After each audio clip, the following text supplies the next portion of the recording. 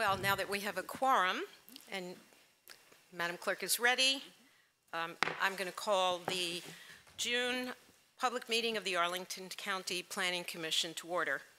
Established in 1956, the Arlington County Planning Commission is a citizen advisory body authorized by the Virginia State Code, whose members are appointed by the Arlington County Board. It promotes the orderly development of Arlington County and its environs by advising the County Board on development and use of land, facilities, and zoning.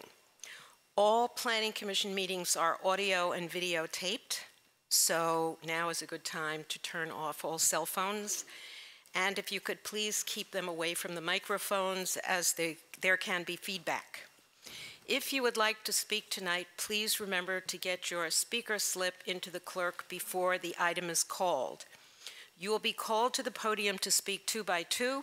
When you hear your name called, please come to the front of the room and speak in the order that your name has been called. Tonight we have 3 agenda items.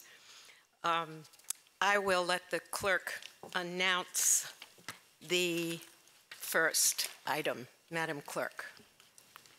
Our first item for the evening, number 1, an ordinance on the County Board's own motion to authorize the placement of non-commercial banners on streetlight poles in the public right-of-way located along Columbia Pike between South Jefferson Street and South Orm Street, as authorized by Section 13.11.1.h of the Arlington County Zoning Ordinance. The sign system would assist in identification and branding of the Columbia Pike corridor and would be installed and maintained by the Columbia Pike Revitalization Organization, we know as CPRO. We have Matt Matusik, our planning staff, to present this item this evening. Mr. Matusik. Thank you, and good evening. I'm going to quickly just go over the information that's in front of you and summarize in the brief staff report, as well as the attachment 1 associated with that report, which includes additional details from the application that was submitted by CPRO. Tonight's presentation will cover the proposed banner designs and locations, the reference zoning ordinance, Article 13.11.1, and staff's evaluation of that proposal as it relates to those requirements, which concludes in our recommendation for this item. CPRO, as many of you are aware, has a long history of collaborating with local government and creating a healthy relationship with the businesses and greater Columbia Pike community. They've been established in 1986. In 1999, a similar banner program has been approved by the County Board that has since been removed from Columbia Pike. The nature of this one is slightly broader, and we wanted to make sure that a new ordinance was approved by the County Board to reflect those changes and the different changes that have occurred since that time in the zoning ordinance. Additionally, last year, the County Board approved additional funding for CPRO, which also included some guidance to pursue the banner program that we're going to cover tonight. The program itself can be divided into 3 different phases, which is how CPRO plans to implement the installation of the program. The first one will include several key major intersections throughout the corridor, and will focus on a simple narrative calling Columbia Pike Arlington's oldest and newest Main Street. That will be followed by phases 2 and 3, which identify and brand the 10 neighborhood associations along the corridor, as well as Pike's major events, which have grown since the last banner program was installed, including the Blues Festival, farmers markets, Fall Fest, and movie nights. The initial phase, which includes funding, will approximately include 48 different installations on the intersections I mentioned. The reason why we are identifying the 2 intersections on the western and eastern end of Columbia Pike is so that the ordinance can broadly capture all the different locations that are proposed by CPRO. They are specifically identified in the attachment 1 to the staff report. Specific to phase 1, the intersections that are anticipated for installation include Dinwiddie Street, Glebe Road, Walter Reed Drive, Barton Street, and Orm Street. And again, one of the reasons we wanted to use this map for that exhibit is to highlight that both Note 8 and Note 24 on the land use plan identify special revitalization districts, which is something that the zoning ordinance calls for when considering such requests for banner systems in the public right-of-way. Zoning ordinance, Article 13.11.1, specifically point H, indicates several different criteria and findings that the county board needs to make when considering such a request. This is something that was amended more recently in June of 2017 and has become effective beginning of this year. So this is the first banner proposal that we are considering in the public right-of-way using that new language in the zoning ordinance. Specifically, the way staff reviewed that language can be broken up into these two tables. Initially, the criteria for sign systems deals with either sector area or revitalization area plans. In this case, the entire Columbia Pike corridor is covered between the commercial and neighborhoods form-based code and the districts that accompany it. In addition, the ordinance that's proposed and attached to the staff report does include specific characteristics of the banner size, maintenance, removal, and replacement standards, and other physical characteristics that would guide subsequent phases as they come in. Additionally, the county board, in considering this request, would have to find that the banners do not adversely affect the traffic safety to a significant degree, which staff's assessment is that it does not. And additionally, the banners would not result in any clutter or adversely affect the appearance or character of the surrounding neighborhood, which they will not. That analysis more specifically focused on traffic safety. We've worked closely with CPRO and county engineers to make sure that adequate clearance was provided for pedestrians on the sidewalks where the street light poles would be located for these installations. The banners would be facing the actual sidewalk as opposed to the adjacent roadway to minimize any other issues with vehicles or buses. And additionally, any street light poles attached to traffic signals or which contain current signage regarding regulatory nature would be prohibited from installations for the banners. The maintenance, removal, and replacement will be covered by CPRO and is included in their funding.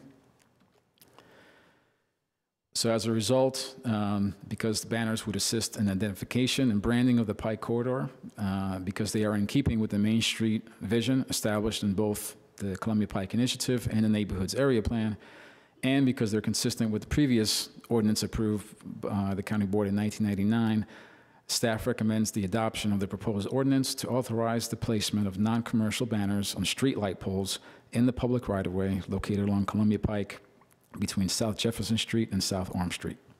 Thank you. Thank you. I wanted to take commissions first. I'm not sure there are any. Transportation Commission did hear this? They did not. They did not? No. Okay, we'll go straight to public speakers. Madam Clerk, are there any public speakers? There are not.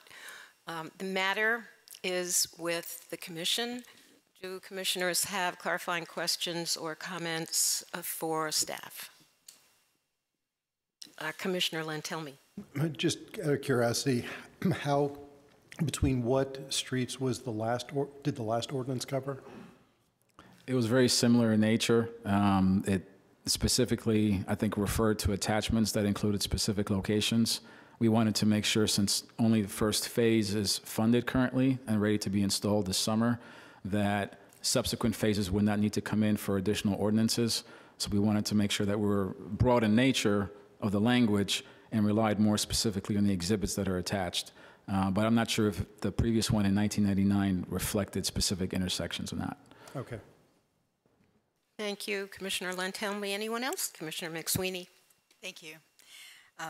Thank you for your report, and I really like these signs, so I'm looking forward to seeing them up and down Columbia Pike.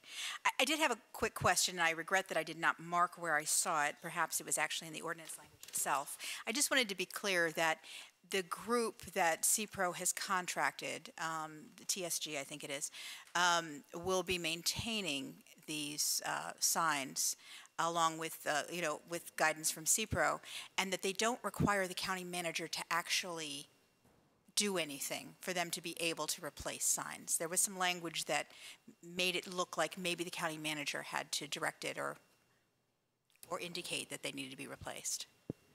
My understanding is that for whatever purpose, CPRO will be responsible for any kind of replacement or removal of the banners. I think there may be an instance where the county manager may indicate that there's a specific reason for that removal, and that's maybe where that interaction would occur.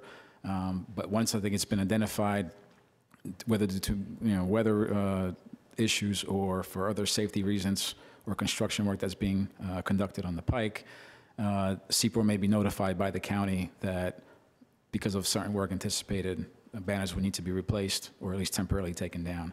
So in that instance, the county would reach out to CPRO to let them know that that third party would have to be involved to remove something. Yes, certainly. So for other instances where CPRO themselves decide that a banner is frayed and they want to take it down, they are completely within their rights to do that without anybody from the county weighing in. Correct. Thank you. Anyone else? Questions, comments? Then we are ready for a motion. Commissioner Gearin. Thank you, Madam Chair. I move the Planning Commission recommend that the County Board adopt the attached ordinance and the staff report dated May 18th, 2018, to authorize the placement of non-commercial banners on streetlight poles and the public right-of-way located along Columbia Pike between South Jefferson Street and South Orm Street. Is there a second? Second by Commissioner McSweeney. Any discussion? No discussion? All in favor? Opposed? Did you get that? It's unanimous, is it not? Okay, I call for abstentions, but seeing none. Madam Clerk, will you call the next item, please? Item number 2 has 2 parts.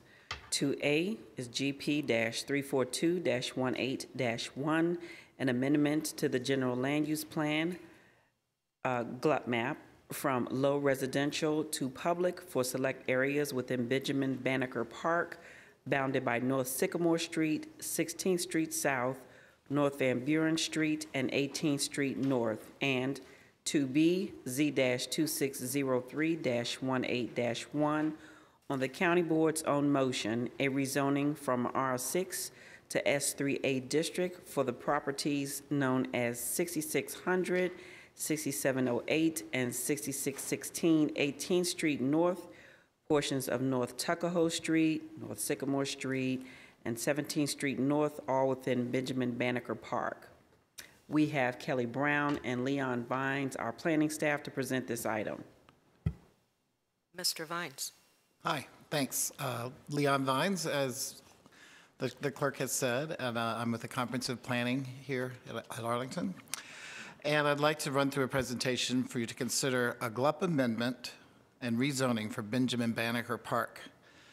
A park has been on this site since the 1960s. The Department of Parks and Recreation is ready to make improvements to the park and would like to bring it into consistency for GLUP and zoning of recently acquired parcels.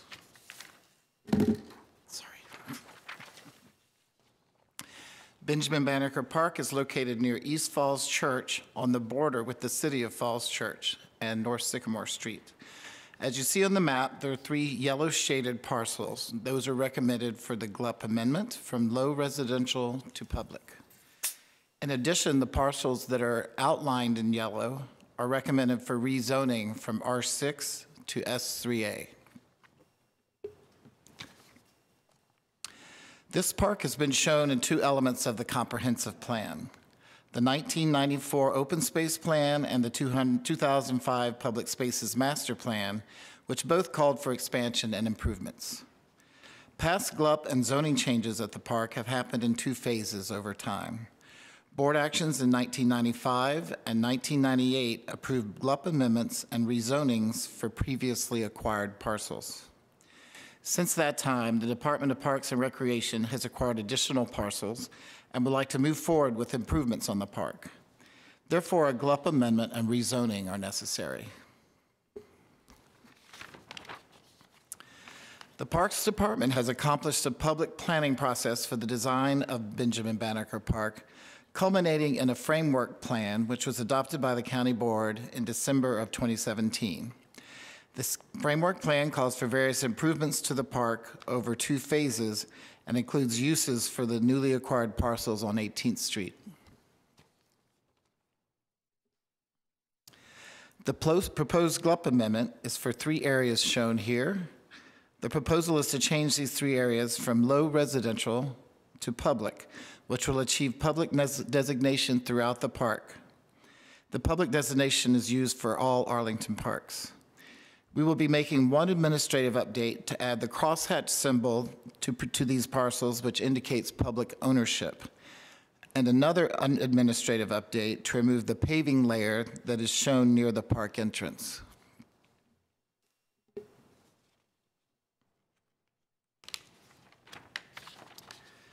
The rezonings proposed and shown here are for recently acquired single-family parcels and some unbuilt former street rights-of-way. We feel that rezoning to S3A is appropriate in that it is consistent with the public GLUP designation and allows for park as a by right use. Staff reviewed these proposals with long range in April. Then in May, a request to advertise was approved by the county board. After this evening, we'll go to the county board, and then the Department of Parks would like to proceed with final design and construction. Therefore, at this time, staff recommends the approval of the proposed GLUP change from low residential to public and the rezoning from R6 to S3A, which would enable parks to move forward. Thank you, Mr. Vines. Ms. Brown, do you have additional comments at this time? No. Okay. We'll go to commissions. I don't see any, so we'll go to public speakers. Do we have any public speakers? Jim Jerez. Mr. Jerez?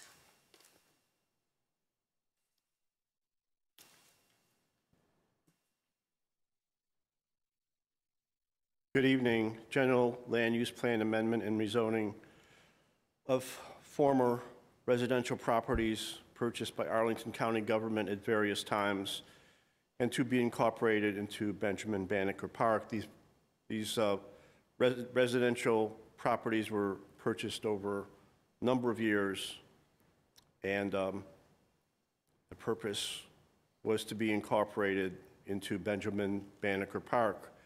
However, please defer the GLUP change and rezoning until public hearings can be scheduled regarding the best use of the repurposed residential parcels. The county board recently purchased several large parcels on Shirlington Road to be used for various parking purposes. The county board also repurposed an office building on Fairfax Drive to be used for child care over the objections of the immediate neighbors. The county board also recently approved the expansion of daycare in a residential neighborhood of single-family homes over the objections of immediate neighbors. And these neighbors were very concerned about things like safety. Rather than continue to repurpose commercial and residential infrastructure for purposes the infrastructure was never intended, recently created open space should be evaluated for repurposing into an architect-designed child care facility that is designed as a child care facility, not repurposed from something else, with sufficient parking, play areas, and open space surrounding the facility. Thank you, Mr. Jerez. Any further public speakers? No. With that, the matter is with the commission. Commissioner Iacomini, I believe you have a report from LRPC. Just a brief one. As Mr. Vines indicated, we did meet, LRPC met in April and discussed this particular proposal, and LRPC did not have any questions. The one thing I might ask Mr. Vines to speak to is just the fact that this does not require a 2232 finding.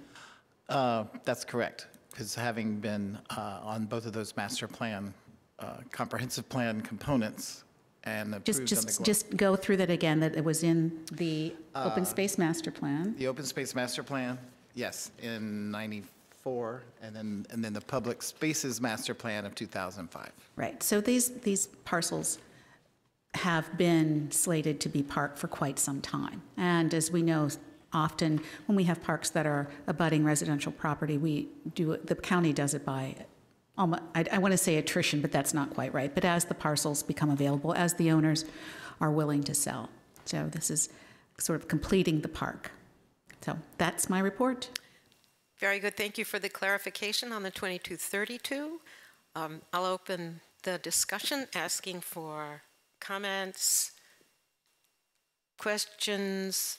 Appears to be pretty straightforward, so may I ask you for a motion? Certainly.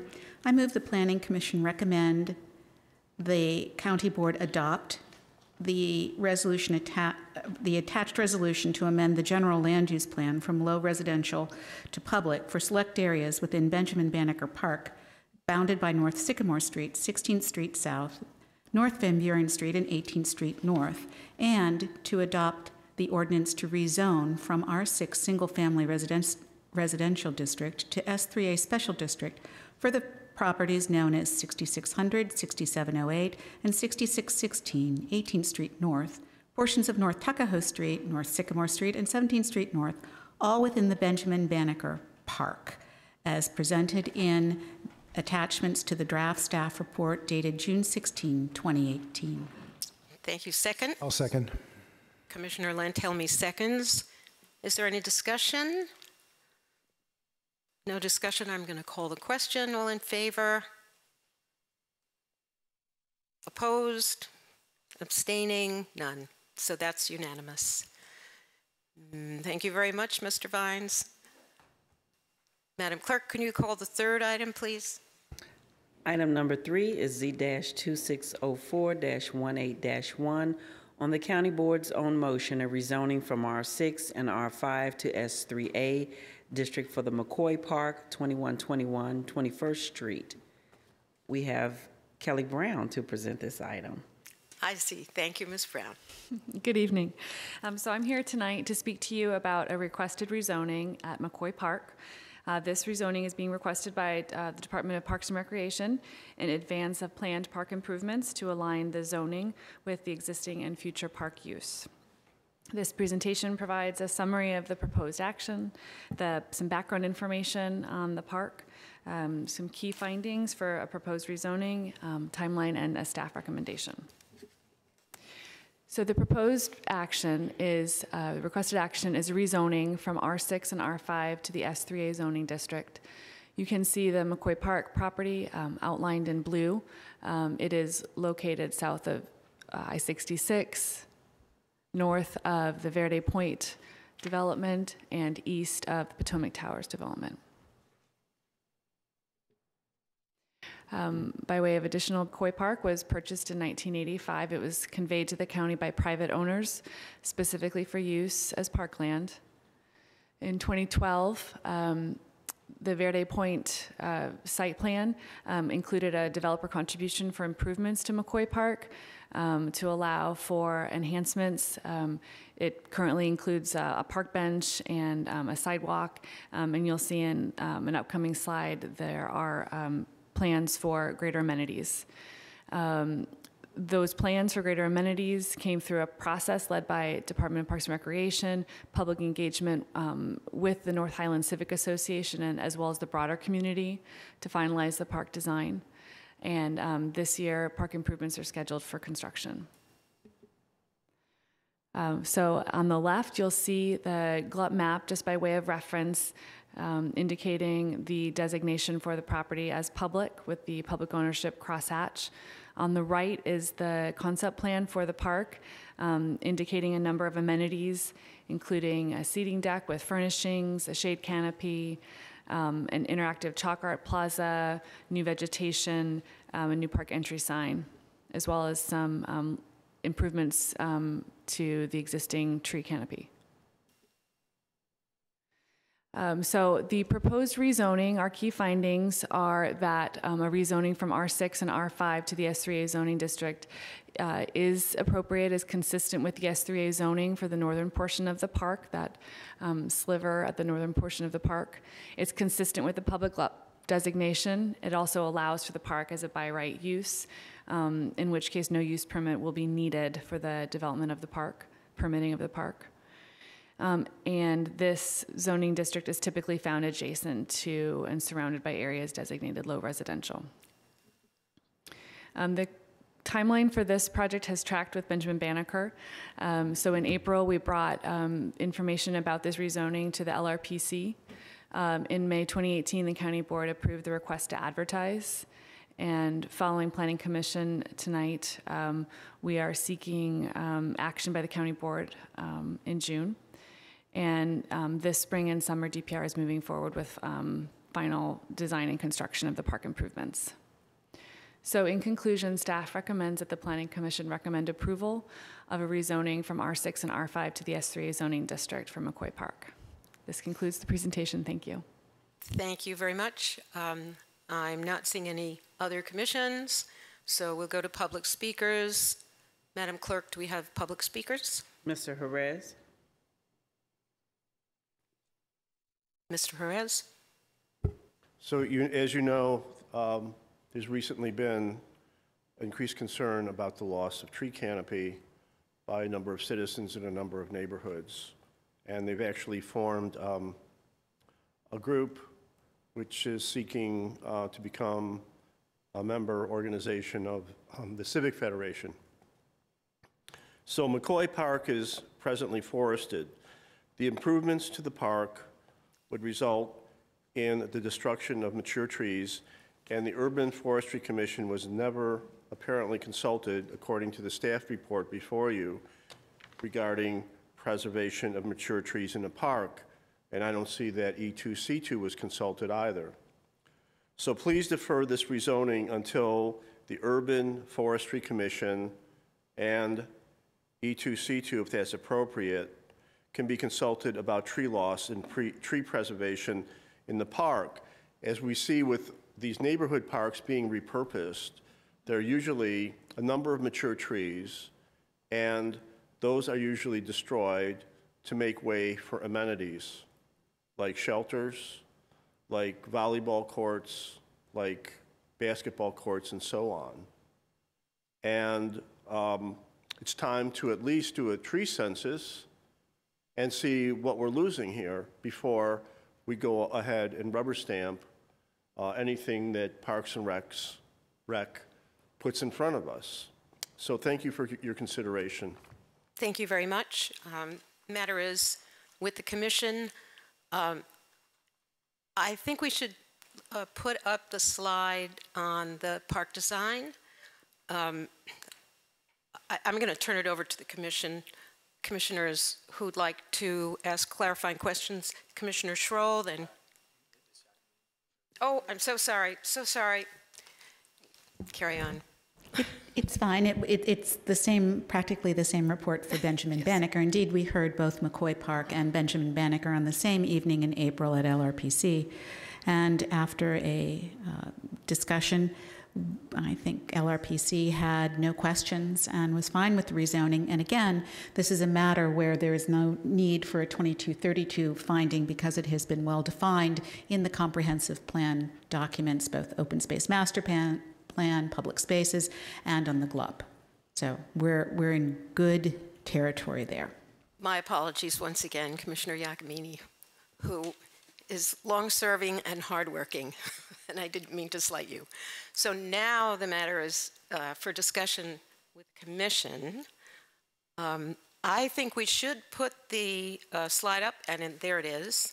And I would just like to kick this off perhaps with by asking, if you don't mind, maybe you have the questions too, asking Ms. Brown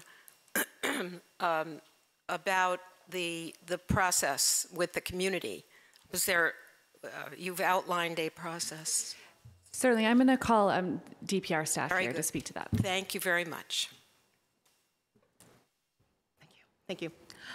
For the McCoy Park improvements, the engagement began with the community in 2015, in the spring and the summer, to present to them the idea of park improvements per the developer's donation for improvements to the park. We had done that in the spring, and there was an additional in the following spring, and then there was a third in August of 2016. and then we had a final presentation of and then we actually had some community feedback online components in the fall of 2016. And December of 2016, we had an open house and feedback session with the community. So we had 3 face-to-face engagements and 1 online feedback opportunity with the association as well as with the greater community. Super, thank you very much. Commissioner Iacomini. Just for edification, would you identify yourself, please? Jeanette Nkomise, Landscape Architect, Department of Parks and Rec. Excellent. And tell me, as the design was developed, did we keep in mind the mature vegetation on McCoy Park? We did, and in looking at some of the most basic improvements of an improved sidewalk and access and circulation for ADA accessibility, the sidewalk improvement was moving to the south of the property, which would remove and impact, even replacing the sidewalk in place, would impact the large 3 cherry trees that were existing, which are also were at their lifespan of 25 to 30 years and not in the most ideal long-term health. So we realized that by removing the sidewalk and improving it in place would be an impact to the roots. But as our development process evolved with the community, we had identified that shifting the sidewalk to minimize slope impact and drainage impact was also going to impact the trees, which were also, that's part of their, the consideration for having them be removed. All the other trees within the park remain as they are, down the hill, along the sides, and at the main entrance. And as I recall, there are many large mature azaleas. Is this true in this park? There are no azaleas. What was currently there were some invasive Nandina species and some succulent plants. And I'm thinking of a different park then. Azaleas would have been nice.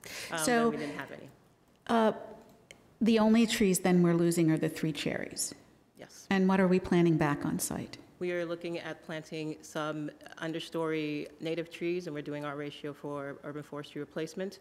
So we're losing 3 ornamental trees. We're replacing with 9 trees, a combination of shade trees and ornamental of red buds, autumn, cherry, and there's some opportunities to get some larger red maples back in as well to complement what's currently within the park. Good. So reforestation will essentially occur. Correct. Good. Thank you. Commissioner Gearin. Thank you, Madam Chair. Thank you, Jeanette. Does DPR confer with the urban forester on something like this to assess the health of the trees, value of the trees, and which trees to replace? Absolutely. We met with, we worked very closely with our foresters, and they walked the site with us on multiple occasions to look at the trees, to discuss the impact of the roots of the replacement of the sidewalk in place, and what the impact would be of just shifting the sidewalk as well. And that's how we were able to have the discussion of noting the age maturity and sort of the weakening of the trees in their current state. And they have been with us through the whole process, and also in identifying other areas within the park where we can identify locations for some of our replacement trees, because we cannot accommodate all of them just in that southern area where we're looking at improvements. That's very helpful. Thank you. Commissioner Weir. This might be duplicative. So we've got the 3 trees that are being taken out along 21st Street, right? But looking at just Google Maps, it looks like most of the mature trees are north of the area that's indicated for improvement here, right? Correct. And that area is, what I'm seeing here is that there's no improvements being contemplated beyond this, right? That area will just remain forested, and the mature trees there will remain in place?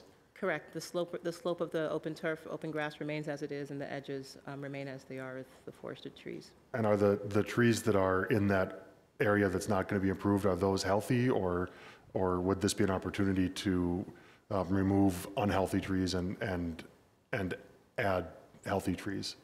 There's actually just some openings within them. There's some trees that have died out, and so there's some spaces and openings for improvements for planting. And some of the trees are in secondary growth, so they're not necessarily very large, but they are growing. There's some unique ornamentals that are in there as well that are taking some good form. So at this time, we don't see the need for any extra trees in terms of for aging purposes, because everything right now looks like it's doing its second or third growth from whatever was growing post the construction of 66. And then to the east, the sidewalk of 21st has some significantly large shade trees of Bradford pears, which forestry is always keeping an eye on for their health, long-term. And so those are, since those are all remaining in good structural integrity, those remain as they are, and they're outside of our scope for the project. Thank you. Commissioner Lantelmi. What you're proposing to change it, that is only part of McCoy Park, or does McCoy Park extend beyond what is shown up there? Yes, McCoy Park extends further north. If you can see the smaller image for the map, we're really sort of where you just see the words 21st.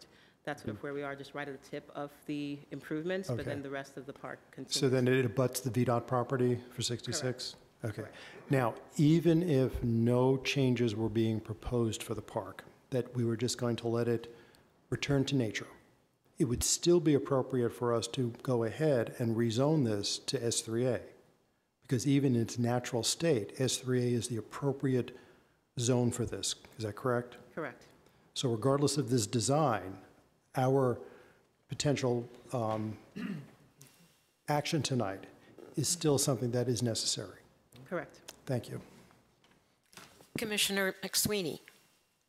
Thank you. Since it was raised by the public speaker, I did want to ask about the Urban Forestry Commission and whether they were part of the outreach that was done, or maybe members of the LRPC when this was discussed.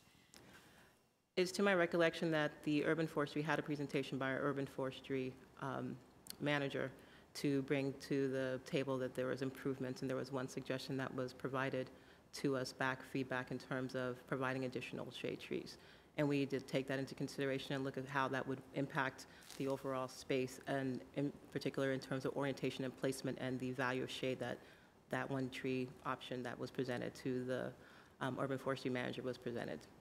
So Urban Forestry actually was consulted and provided feedback on this, and it might be useful to just have that in here as well. It was commented, and I just feel the need to say this.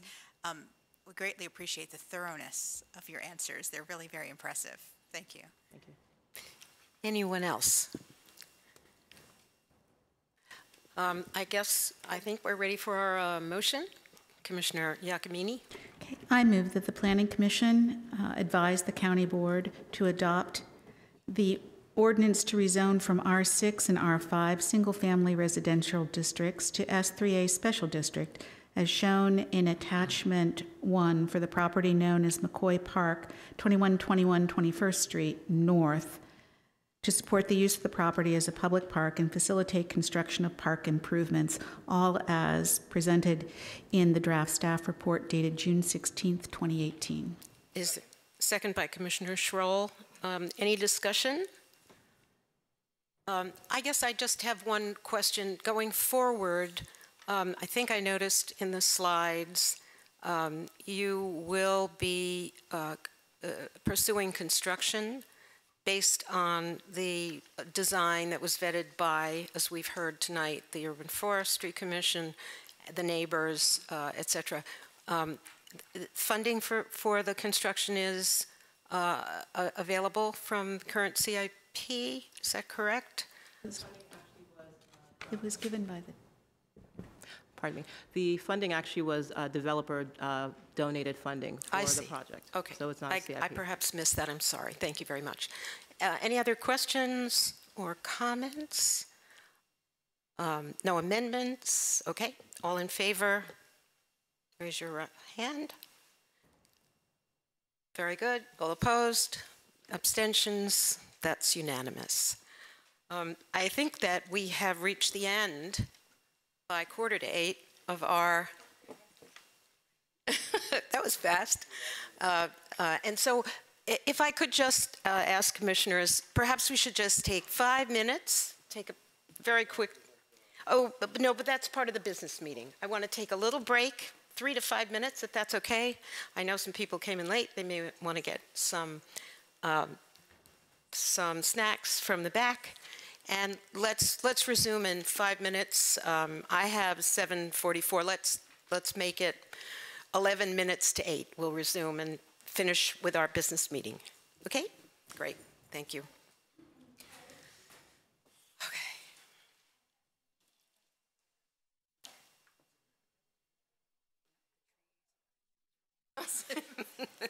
She's doing her job. Yeah. Oh, she left. That, I thought it, that's the reason I did the, Elizabeth, I spoke to her today and she's really good. We'll see if she wants to. Wait, You can have 15. oh, okay. And I don't know what's going on with Megan. It's been 6 months or 5. And so I wrote to her today. I don't want to make a big deal about it. I think she has to decide to come back and carry her full weight. We can't leave it to 3 commissioners to do everything, which we're not. But also, David said he didn't want to do any SPOCs. I just don't think we can.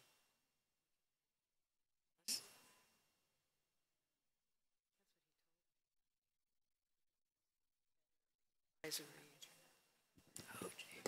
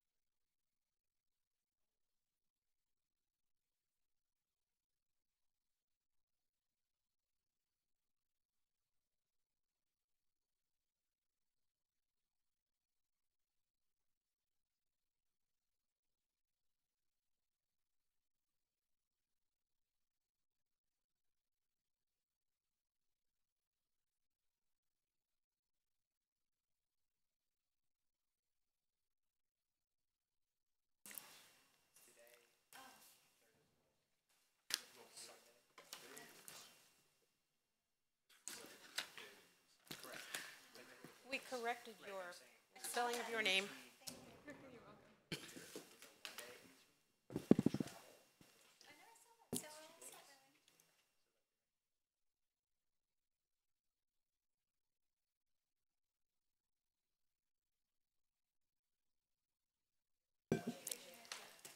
I did. I thought Nancy had worked on the background. But that's it. Yeah, yeah. Okay, let's come back to order. Next on our agenda is approval of the minutes for May 7th and May 9th. Do I have a motion? Madam Chair, may I ask a question? First, Certainly. We had new minutes at our desk here, and I'm wondering what the I change can was. explain that. Okay, thank you. Commissioner Guerin pointed out to me that her name had not been spelled correctly, so Ms. O'Connell corrected the spelling of Commissioner Guerin's name. That's the only difference. Great. Thank you for the question. Okay. Madam Chair? Yes? I move adoption of the minutes of the Planning Commission meeting dated Monday, May 7th, 2018. Thank you. Is there a second? Thank you, Commissioner Giacomini. All in favor? Very good. Opposed? Abstain? None? We're unanimous. Do I have a motion for May 9th? Madam Chair? Thank you.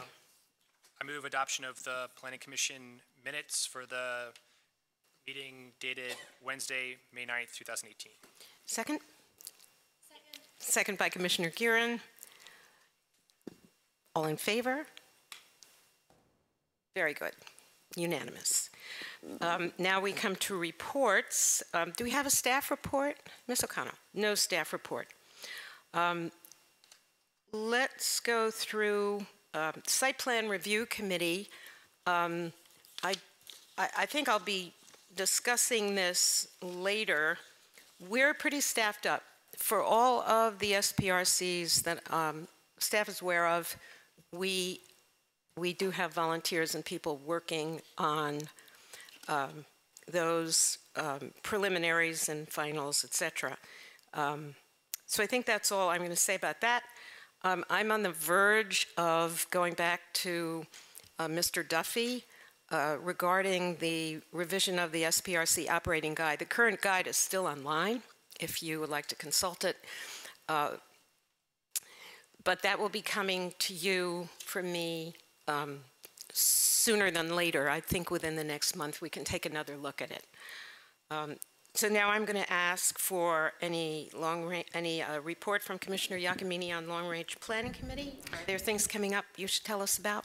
Before we do that, I just wanted to make a little SPRC announcement that you all, just to be sure you all have seen that we will not be doing the hospital in June or July, but in September. And I think this is a good thing, and hopefully there will be some work done on it, because I don't think it would be too far out on the limb to preview the SPRC report, which generally would say I think our greatest consensus was that everybody was uneasy with what was being presented. That would probably be the greatest point of consensus. So I'm hopeful that the applicant, along with staff and the neighborhood, will be working in the next couple months. And to that end, there are 2 open houses on Monday and Tuesday next week, June 11th and June 12th, from 7 to 9. Both will be at Langston, and there's parking available there. And for the first hour, there will be boards out in the game room area where people can walk around and discuss. There'll be various staff there to talk about things. And I think one of the boards we talked about having is the question that we had left unsettled about pedestrian sidewalk, which is usually what sidewalks are for, on the eastern side of Edison Street. And that was sort of up to the residents, and we hadn't really gotten a read on that. So I think that's one of the things to be talked about, more about landscaping and some other issues. And then the second part of the evening, 8 to 9, would be more of a Q&A session, move into the basketball courts area, where I think various staff will be there to discuss the boards and try to answer questions from the neighborhood. It will be the exact same boards and everything both nights. I wouldn't say that the Q&A will be the same both nights, right? Because that depends upon the people who are there and what they want to ask. But if you can't make one, try to make the other, just to sort of see where we are graphically and to listen to other people's comments. Thank you. Thank you very much for that, Commissioner Giacomini. And actually, I should have mentioned, just remark to you that after this meeting, sometime this week, I will be sending around for you to review or re-review our letter regarding phases 1 and 2 of Central District in Crystal City. As you will remember, we worked very hard to get through an LRPC on the block plan and 2 SPRCs, ably chaired by Commissioner Guerin, and then the developer decided to ask for deferral until June. But the board decided, why not defer till July? We'll give you that much time. So we will very likely, as far as I know now, be hearing, the board will be hearing, excuse me, we will know, we have had our hearing. Our letters, I just wanted us to review the letter once more so that it can be appended to the documents that go to the board and they can have the benefit of our wisdom. And that will occur in July, as far as I know now. Okay, so anything in addition to that? For LRPC, staff continues to work on 2232 process for us to sort of refine that. There are a couple of 2232s in the future. And the Planning Commission will be hearing the Staples site and South 9th Street, I believe, at our July meeting. And we just had our POPS and PAMP, that's the Public Art Master Plan, meeting last week. So there will be another LRPC opportunity on both of those come the fall, after they've been out for more public review and before the RTA is given to both the Planning Commission and the County Board. Actually, only the County Board needs the RTA, but it is our hope and our plan to have LRPC even before the RTA language, so that if there's some outstanding questions or things that we might think have been left out, we can ask staff and see if we can affect, in some ways, the advertisement. Okay, thank you. Very good. ZOCO has been quiet this year. ZOCO's been quiet on our end, but I think that staff is probably working pretty hard. So the main issue that came before us for our ZOCO meeting, and that we will hear again, is the 2 dwelling non-conforming issue zoning study scope of work. So that's what staff is working on now. As far as I know, we will not have a ZOCO meeting in June. We will have one in July where we'll get a chance to look at this in greater depth. We just weighed in on really helping staff scope out what this might look like and raise some of the questions. Daniel's been attending some of the prep meetings with me. So, Commissioner Weir, do you have anything to add? No, other than I think that this is actually going to be a very exciting potential set of changes to the zoning ordinance. Great. Exciting zoning. I like that. Thank you. Very good. Commissioner Schroll, do you have a PFRC report? Yes, thank you, Madam Chair. PFRC is in the schematic design phase for Reed School. We had a meeting last month, and we will have a meeting this month, June 14th. It's a Thursday, and it will be held at Swanson Middle School at 7 p.m. We will be kicking off this fall the PFRC and BLPC on the Ed Center site. I know Commissioner Giacomini is maybe excited or not about that. I would encourage her to attend and you all as well. Also, Commissioner Hughes is not with us this evening, but he has suggested that his intention to roll off PFRC after Reed School is done. And so I know some of you have suggested your interest in participating in that. And so I am happy to talk to you about it, and we can can talk more. There's not really a rush because this will kind of conclude, the Reed School stuff will conclude in July, so we have a few months to talk about things and proceed from there. And as I said, we have all of August as well because we're not kicking off the next round until September. So. Very good. Perhaps, Commissioner McSweeney, would you like to just quickly brief us about the Career Center? I know that's been very intensive work and might be helpful to hear where you are. Thank you. Yeah, I'd be happy to give you an update on where we are sort of in the process. When I think I last gave you an update, I think we had just been to the joint work session with the county board and the school board to present where we were and sort of the areas where we believe we have some consensus and the areas where we believe we don't. We have continued to meet. We have continued to look at those areas of consensus. We've continued to hear from the community and certainly from the people on the working group. It is a very sizable group. You know, there are 32 people on it right now. In terms of our future work, we have discussed principles, general principles. We actually have a map that shows, where the preferred density and massing would be and on the site, and the number of stories and so on. So I think that has actually been very helpful that we've achieved consensus around that, and it's no small feat, I think, that we've received consensus around that. Moving forward in June, we have 3 meetings coming up. We have, I think it's the 13th, the 18th, and the 25th. We are going to be looking at a transportation. I don't want to call it a study. It's because that sort of overblows what it is we're getting. But it was a look at the visits to the site and the use of the parking lot. So because we've been hearing a lot of things. Certainly, the neighborhood has one view of the neighborhoods, I should say, have one view of how well that site is parked. And I think APS and teachers and certainly the library, which also shares the site, all have different views about the availability of parking and the robustness of that parking. And as I think we heard Mr. Matusek tell us last month when the 2232 for the Career Center came before us,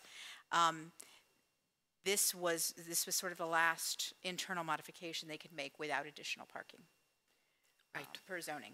So that is kind of an interesting thing that we need to wrestle with as well, since we know that we want to add some seats, or APS wants to add some seats, and we're just looking at how to do that. And so we are continuing to, we'll be writing the report very soon. The group will be going through the elements of the report together. Because we have promised to reflect both the majority and the minority opinions, which I think at this stage is only really fair because we're moving forward into a BLPC and a PFRC process at some point. As you probably know, if you've been watching the CIP, that the discussions that have been going on, with APS in particular, but also from the county, we're in a very difficult time for the next 10 years. And the CIP for APS has been presented publicly many times. There are some placeholders for dollars that could be made available for the Career Center build-out. I would opine that perhaps in the future it probably would be best for us not to do a process at the same time we're publicly discussing CIP dollars, because there are some it's been a little confusing to the group, because some of the items that are in our charge are also being addressed publicly by the school board. And they've put some options on the table. And so that has, I think that they're really looking for placeholders for dollars, but that is not necessarily understood by the community.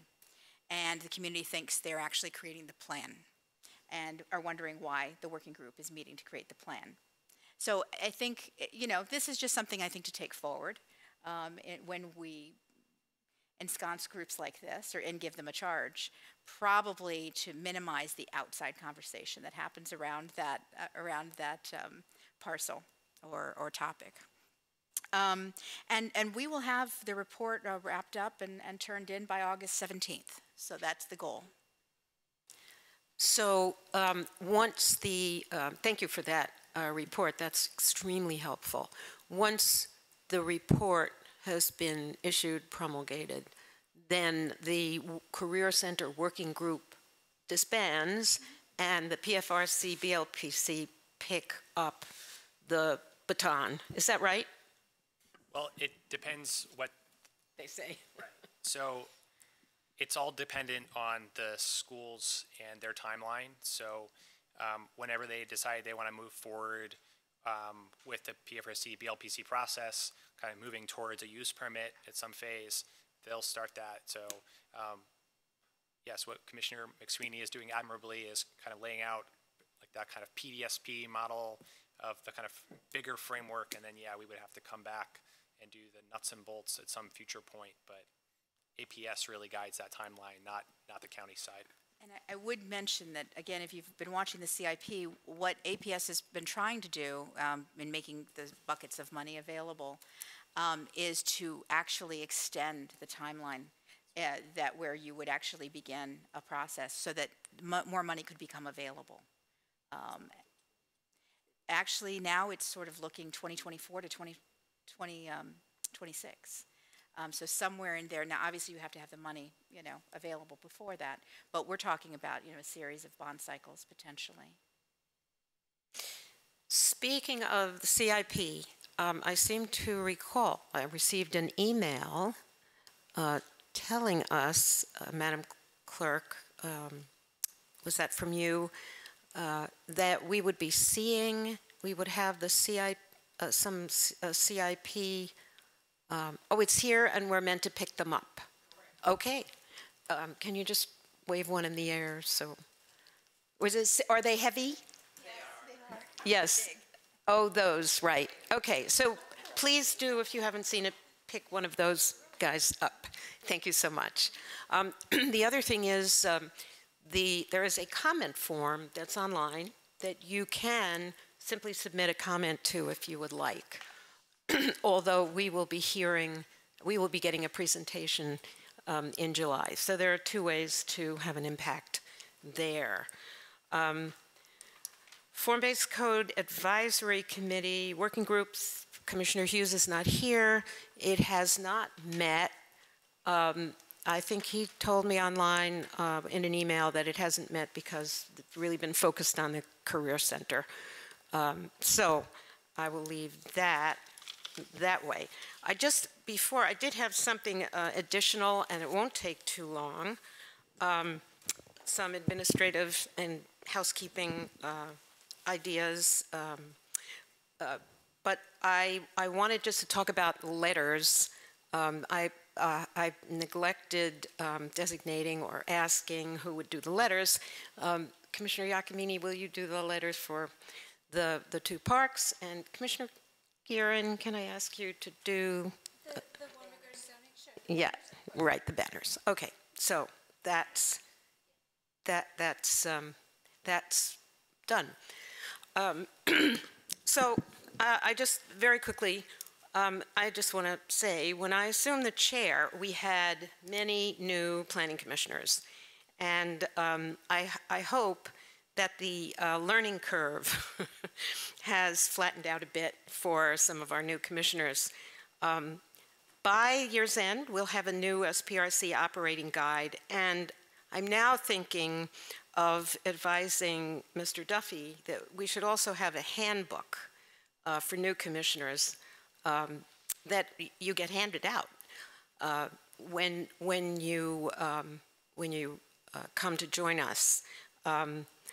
The operating guide has turned into really a why we do this, not exactly how we go about doing it.